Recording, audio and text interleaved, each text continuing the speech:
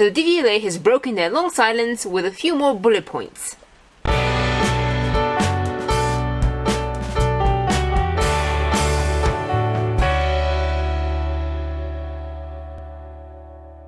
Just to get everyone on the same page, we're talking about the DVLA's classification to convert any sort of vehicle type into a motor caravan. The DVLA requires you to meet a few basic requirements, and self-converters usually try and meet those requirements because the insurance on campervans is much cheaper than commercial vehicles. And you can also get things like home insurance for laptops and cameras and stuff because it's classified as a home of sorts. Up until recently, the DVLA stated on their website that it is a legal requirement that all UK registered vehicles are classified correctly on the V5C logbook, which would mean they have to legally describe your vehicle not as a commercial vehicle, but as a campervan or a motor caravan of some sort. So that was all fine and dandy. However, in the past 6 months or so, pretty much zero of all self-built campervans and conversions have been accepted. They haven't accepted any. And lots of people have been contacting them, us included, to ask, what's going on. And more or less most of us got the same answer. The person on the phone could not confirm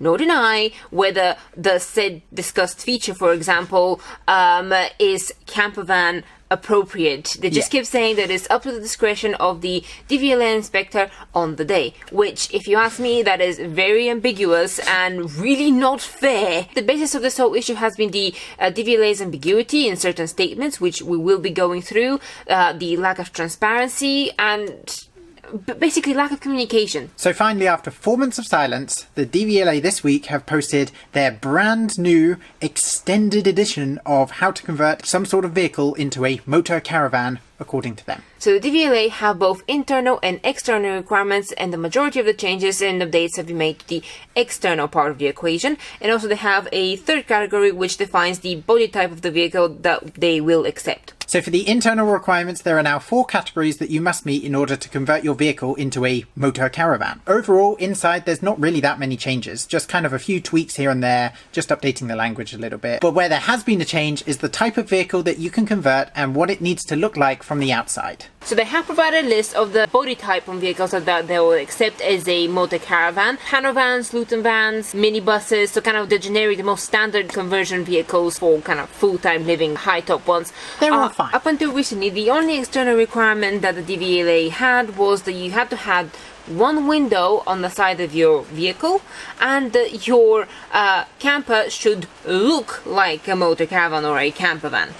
And that's it. So now there's a little less ambiguity as the DVLA have specified exactly what external requirements they need in order for a vehicle to be classified as a motor caravan. At least they've said something, which is an improvement. Yeah. Yay! However, what they've largely achieved is create the criteria that as a whole is unachievable for most self-conversions. Let's just break down what they're asking us to do here. So what they're asking us to do is to have 2 or more windows on at least one side of the main body to provide reasonable amount of daylight into the living room. Now, when they say at least one side, do they mean that you have to have 2 windows on the same side? So can we have one on the sliding door and one opposite the sliding door? Does that count as 2 windows? Will they accept that? I don't know. Skylights also provide light, and back door windows also provide light, but they're not on the side. So again, like if they're classifying that they need the windows to provide light, why can't they accept other kind of windows?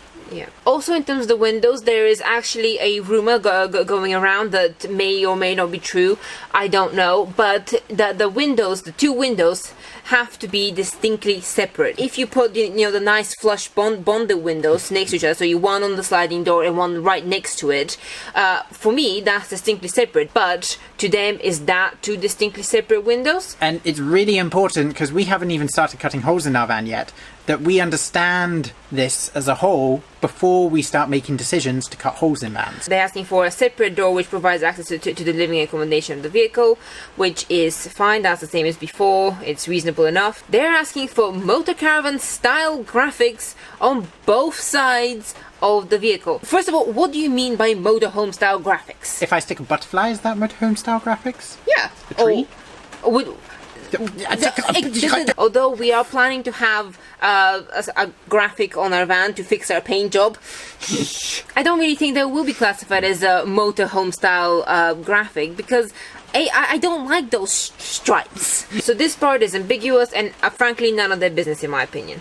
Now the awning bar, not everyone wants an awning bar. What happens if, okay, you have an awning, you have every intention of keeping that awning, and that awning breaks? You know, happens all the time, wind is quite strong. And what if you don't have the money to put a new awning on, and you find you don't really use it? And then the final point, just to blow it in there, is that it needs to be a high top roof. Have you seen the 2019 VW California, the regular one? Have you seen the VW T4s and T6s and all the other VW style The original campervans. The originals. You can't stand up in those, and quite often they have some sort of pop-up roof in order to stand up. Plenty of the vans that we saw at the NEC only a week ago were not high top roofs. Companies like VW, who are big enough to fight this, will basically get around it by have some sort of their own classification and get around it through the DVLA, probably with some of the bigger campervan conversion companies as well. But for smaller companies and DIY builders like us, there's no chance in hell we'll ever be able to kind of just argue a point through. Well, frankly, when we call them, they don't even want to answer a question. So it's like, how much of a nobody do you want to make us feel? Also, it is important to mention that the DVLA states that even if you don't reclassify your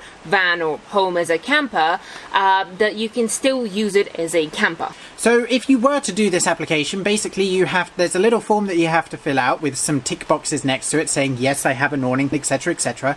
You have to take photos of all of this evidence, both on the inside and the outside. And then once you've gathered everything together, you put it in a big letter and you send it off to the DVLA. And I guess you cross your fingers if they want to basically come along and inspect it in person, which personally I think is perfectly within their right, and that's what I would do if I were in this position. I would want to make sure that some of the vans that get sent in are, you know, what the photos say, because Photoshop exists, which I have heard is how some people got around it previous to them changing it. However, if you would send off your application, then it states in the new rulings that they can decide the body type either must stay the same or allocate an appropriate description based upon the changes made to make sure the recorded body type accurately reflects the vehicle's external appearance in traffic.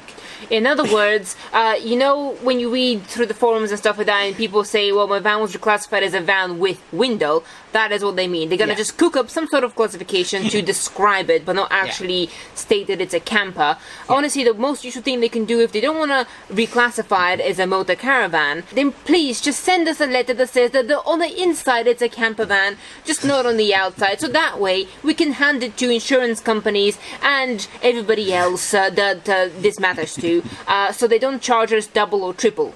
Okay? Yeah. If any of you actually manage under this new regulations to get your campervan approved, please send us some photos of what it looks like on the outside and inside, because I'm very curious as to which ones they will accept. And I'm not gonna, you know, play around and jump through hoops just so I can classify my van as a motor caravan. Neither of us are really happy with the criteria. It does exclude a huge branch of the motor home sort of caravan, the van life community, the DIY van life community. It excludes them very well. Because what this does is it basically talks to the companies who want to convert caravans and campervans into the standard caravan campervan. That's exactly what this is describing. Here's a step-by-step instruction of what you need to put on your van, which, by the way, is fine. I don't mind it. I don't even mind if the self-build community gets a separate section rather than a motor campervan, caravan, whatever. But they haven't addressed anything. If the DVLA update this, or they bring out something separate, or anything else, so if there's any updates, they'll be in the pinned comment down below. And also, we will be writing a blog on this, which will actually break down everything in a lot more detail than we can do in the video, and there we're going to be continuously updating that as news comes along.